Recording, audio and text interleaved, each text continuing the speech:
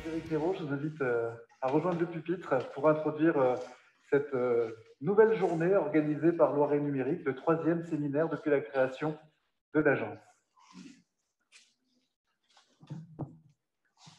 Bien, merci Sébastien. Bonjour à tous.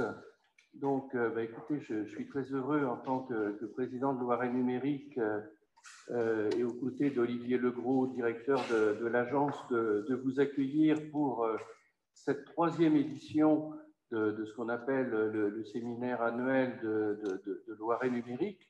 Alors, les années se suivent et ne se ressemblent pas. Hein. Cette année, c'est une édition en format réduit, puisque le salon que nous avions fait pour les 2 éditions précédentes et qui, à chaque fois rencontré un franc succès, n'a pas pu être organisé cette année pour des raisons liées aux règles sanitaires, mais nous avions souhaité maintenir le principe de ce rendez-vous, donc autour d'un certain nombre de sujets qui nous paraissent des sujets importants. Et en tout cas, d'ores et déjà, je tiens à remercier Sébastien Cotte qui est pour nous un partenaire fidèle et avec lequel on a plaisir à organiser chaque année ce rendez-vous. Alors, beaucoup d'entre vous sont des nouveaux élus, d'autres exerçaient déjà précédemment des responsabilités, mais ça leur permettra de rafraîchir leur connaissance. Je voudrais vous présenter rapidement Loiret Numérique, hein, qui est l'organisateur de cette journée en partenariat avec le département qui nous accueille dans cette halle de Chamerolle. Alors, d'ailleurs, Loiret Numérique est né à l'initiative du département. Le souhait de ce dernier était, dès 2014, d'engager une réflexion par rapport à la question de la mutualisation des moyens, à la réalisation d'économies d'échelle dans le domaine des usages numériques. Qu'il s'agisse de systèmes d'information géographique, qu'il s'agisse de logiciels, qu'il s'agisse de l'expérimentation de démarches innovantes, tout appelait effectivement, surtout dans un contexte financier contraint qui est celui que connaissent les collectivités locales, à un effort de mutualisation. Donc, l'initiative a été prise par le département de mettre autour de la table un certain nombre d'élus d'intercommunalités, et j'ai eu le plaisir, à partir du printemps 2015, de me voir confier ce dossier et donc d'animer ce groupe de travail qui comprenait bien sûr des représentants du département, mais également des élus d'intercommunalité et également des agents administratifs.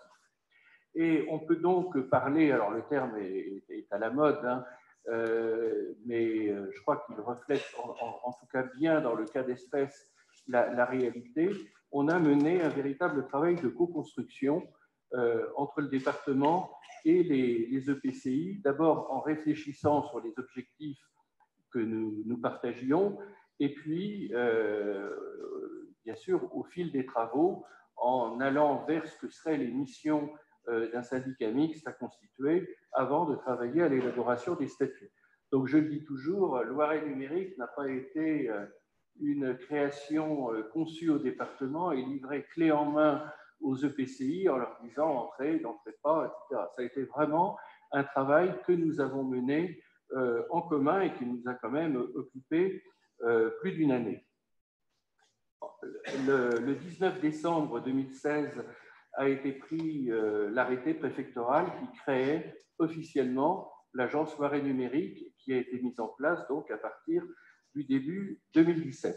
Alors, d'ailleurs, j'ai le plaisir de signaler la présence, on est très sensible au fait qu'il soit là, de Christophe Houbeau, qui était directeur des systèmes d'information et d'innovation et qui a été le premier directeur de l'agence Loiret Numérique, et de Cyril Vignon, qui était son adjoint, bon, qui sont partis sous d'autres cieux, mais en tout cas, je me réjouis qu'il soit là, et donc je pense que tout comme moi, il se remémore ce qu'étaient à l'époque nos attentes. On se disait, bon, si on arrive à entraîner avec nous 7 ou 8 communautés de communes particulièrement motivées, on sera content, et puis les autres viendront progressivement s'ils ont envie de venir. Bon, c'était dans cet état d'esprit que nous étions. Mais la bonne surprise pour nous, et bien sûr à l'époque, ça n'a pu que nous conforter dans la démarche qui était la nôtre, c'est que toutes les communautés de communes ont répondu présent dès le départ. Quand je dis dès le départ, c'est vraiment avec de très très légers décalages dans le temps dû aux prises de délibération, etc. Mais on peut dire que toutes les communautés de communes ont quasiment adhéré en même temps. La communauté d'agglomération montargoise et un PETR, celui du Gâtinais. Donc, si vous faites le compte, en ce qui concerne les établissements publics de coopération intercommunale à fiscalité propre, il ne manque que la métropole orléanaise qui a estimé, et ça nous n'avons absolument pas contesté son choix, qu'elle n'avait en fait pas besoin, si vous voulez, du syndicat mixte par rapport à ce domaine d'activité. Mais donc, ce sont bien, en dehors de la métropole orléanaise, tous les territoires du Loiret qui sont représentés au sein de l'agence dès le départ. Et donc, encore une fois, c'était une vraie satisfaction. Le financement de l'agence, hein, je le rappelle, j'en informe ceux qui ne le savent pas encore, est assuré pour l'essentiel par le département sous forme d'apport en nature, mise à disposition de personnel, mise à disposition également de moyens matériels, et les EPCI, eux, apportent également des contributions. On est dans un rapport, si vous voulez, à peu près de 340 000 € pour le département et de 100 000 € pour tous les EPCI réunis.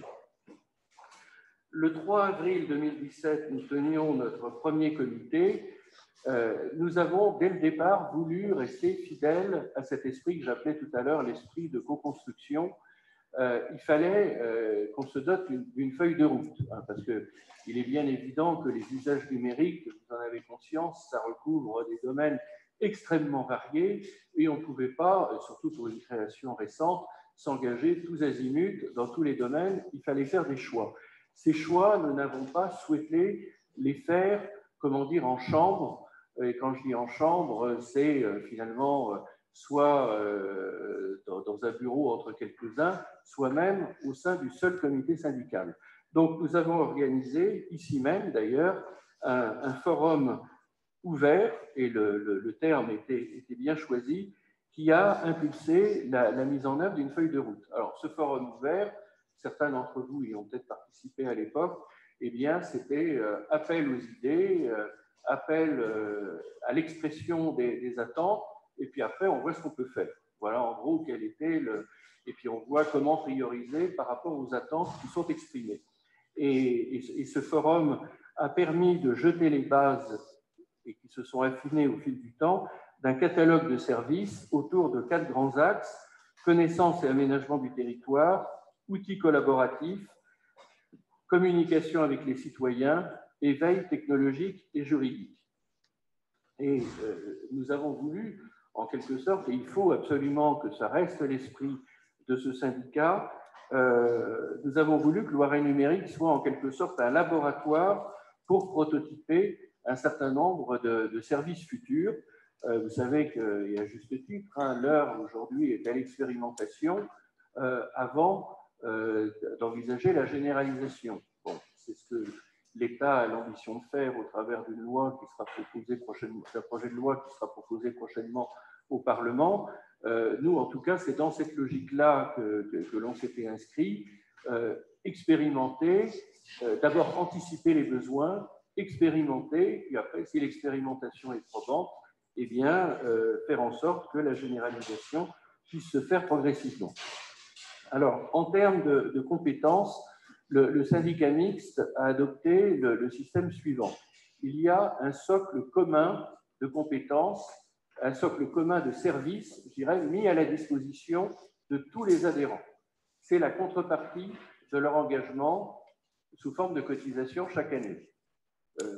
Peut-être que les élus les plus anciens se souviennent de ce qu'on appelait à l'époque les CIVOM à la carte, c'est-à-dire que les communes choisissaient des compétences, elles n'étaient pas obligées de les prendre toutes, et après les contributions étaient adaptées en fonction des compétences qu'elles avaient choisies.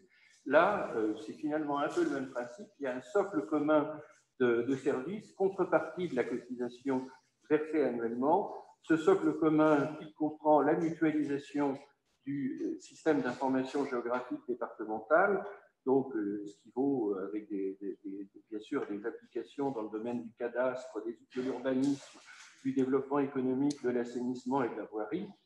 La visioconférence avec deux outils, un outil de visioconférence, on peut dire tête à tête, face à face, et un outil de visioconférence en salle qui s'exerce au travers de salles mises à disposition des adhérents par les maisons du département. La création d'un portail web et également la mise en place d'Accéo, donc un dispositif permettant l'accès aux services publics des sourds et malentendants, la veille technologique et juridique qui s'exprime notamment par le biais chaque année de ce séminaire, et enfin, c'est récent mais c'est très important, l'élaboration d'un schéma départemental de transformation numérique sur lequel l'agence va travailler au cours des mois à venir avec chaque intercommunalité. Et puis, il y a parallèlement les services à la carte. Alors eux, ils ne sont pas dans le socle commun. Ceux qui veulent s'en doter, ils payent le service qui est en face. Alors, on a commencé de le mettre en œuvre avec ce qu'on appelle la GRC, c'est-à-dire la gestion de la relation avec les citoyens. Il y a, je ne me souviens jamais, 4 ou 5 communautés qui se sont d'ores et déjà engagées. La numérisation des documents d'urbanisme. Et puis, ça va être un des sujets qui va être traité aujourd'hui, le Wi-Fi territorial. Je faisais référence il y a un instant au schéma départemental de transformation numérique. Il va être essentiel pour la raison suivante, c'est qu'il va permettre d'actualiser les besoins des territoires. D'abord, il y a de nouvelles équipes dans les intercommunalités, bon, avec plus ou moins de changements par rapport aux équipes précédentes selon les cas. En tout cas de cause, il y a quand même malgré tout des nouvelles équipes partout. Donc, elles vont exprimer leurs besoins par rapport aux usages numériques et ça va faciliter, et je continue d'utiliser ce terme, la co-construction, si vous voulez, de services qui leur seront apportés demain par l'agence Loiret Numérique. Donc, cette étape du schéma, elle est absolument fondamentale parce qu'elle va nous permettre, en quelque sorte, de pouvoir, et le cas échéant, enrichir la feuille de route et en tout cas définir un certain nombre de priorités. Et notre souhait, c'est que plus que jamais, les adhérents se sentent impliqués dans le syndicat voilà, il est du rôle, et Olivier Legros et son équipe y sont également attachés. Après, il y a un nécessaire dialogue qui doit se nouer, et notamment au travers du comité syndical pour, après, encore une fois, voir quelle est notre feuille de route actualisée pour ce nouveau mandat municipal et intercommunal. Enfin, pour conclure, donc, voilà, si vous voulez, l'économie générale de Loiret Numérique. Hein, c'est une structure qui est jeune, mais c'est une structure qui a commencé déjà d'être réellement opérationnelle avec un certain nombre de services rendus qui sont des services tangibles. On a eu l'occasion, par exemple, de faire le point lors du comité syndical du mois de juin sur certains outils qui ont été essentiels pendant la période du confinement. Hein, je pense à l'audio et à la visioconférence, je pense aux plateformes SMS, etc. C'est des domaines sur lesquels il faudra continuer de nous améliorer parce que, je ne veux pas être pessimiste, mais nous ne savons pas, de même que l'année dernière, nous ne savions pas ce qui allait nous arriver. Je crois qu'il faut savoir que ce que nous avons connu peut se reproduire et que nous soyons encore mieux armés pour pouvoir affronter ce type de situation. Alors, enfin, donc quelques mots sur ce séminaire annuel. Bon, je vous l'ai dit, il est hélas en format réduit par rapport à l'année dernière, mais en tout cas, je me réjouis qu'on ait pu conserver cet après-midi avec, et que vous ayez répondu nombreux. Je vois que la salle est quasiment pleine, donc c'est aussi encourageant pour nous. Nous avons souhaité aborder 3 sujets, alors qui sont des sujets d'actualité, je dirais dans le Loiret, mais pas seulement dans le Loiret, hein, nous ne sommes pas dans une bulle, qui sont de plus en plus d'actualité dans les territoires, qui sont l'inclusion numérique. Alors, le terme est un peu technocratique peut-être, mais vous allez voir que derrière, il y a une véritable réalité humaine qui est absolument incontournable pour nous pour les années à venir. La question du Wi-Fi territorial, avec des enjeux essentiels en termes de tourisme, mais pas seulement en termes de tourisme, je dirais d'attractivité. Et puis enfin, les tiers-lieux qui se développent de plus en plus. Alors, ce terme est encore mystérieux pour certains, mais donc j'espère que les échanges qui vont avoir lieu vont permettre de le démystifier. Et là, sans nul doute, il y a aussi un enjeu très important pour nos territoires. Et vous l'aurez bien compris, derrière tout cela, l'objectif qui est celui du département, qui est celui de l'agence Loiret Numérique, c'est de favoriser l'accès de tous au numérique. Et je ne doute pas que nous continuerons ensemble d'y travailler efficacement tout au long des années à venir. En tout cas, merci à vous pour votre présence et nous allons rentrer dans le vif du sujet. Merci, merci Monsieur le Président.